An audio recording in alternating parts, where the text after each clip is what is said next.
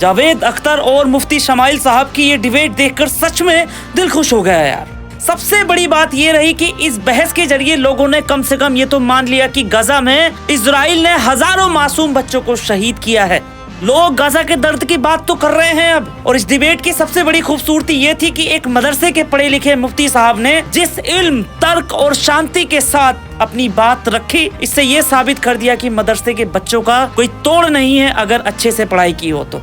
ये मामला इतना सेंसिटिव था कि अगर यही बहस किसी गोदी मीडिया के हाथ लग गई होती तो शायद स्टूडियो में ही जंग छिड़ गई होती। लेकिन यहाँ ना उकसावा था ना जहर था, सिर्फ सवाल थे और उनके जवाब थे। तीसरी और सबसे दिलचस्प बात ये रही कि जैसे जैसे डिबेट आगे बढ़ती गई, जावेद अख्तर साहब के हाथ कांपने लगे, क्योंकि मुफ्ती साहब की एक एक बात इतनी सटीक और तार्किक थी कि उसे काटना आसान नहीं था। एक तरफ मुफ्ती साहब थे जो तार्किक बातें कर रहे थे, दूसरी तरफ जावेद अख्तर साहब वही अपनी इमोशन इंटेलिजेंस का सहारा लेने की कोशिश कर रहे थे। आपको पता है ये जो डिबेट थी ये सिर्फ मुस्लिम और नास्तिक की नहीं थी, बल्कि आस्तिक और नास्तिक की थी। इसीलिए हर धर्म के लोगों ने मुफ्ती साहब की सराहना की। इस पूरी बहस में ना किसी धर्म का नाम लिया गया, ना किसी धर्म ग्रंथ का। मैंने अपनी जिंदगी में ऐसी बहस बहुत कम देखी है, बहुत कम क्या, मुझे नहीं लगता कि मैंने कभी देखी होगी। जब तक होश संभाला तब तक मीडिया पूरी तरीके से करप्ट हो चुकी थी। और मैं सलाम करता हूँ लल्लन टॉप के द्विवेदी जी को, जिन्होंने दिखा दिया कि डिबेट जो है ना वो सिर्फ मुर्गा लड़ाने से नहीं होती। वेल, मुफ्ती साहब के बारे में अपनी राय जरूर देके जाना।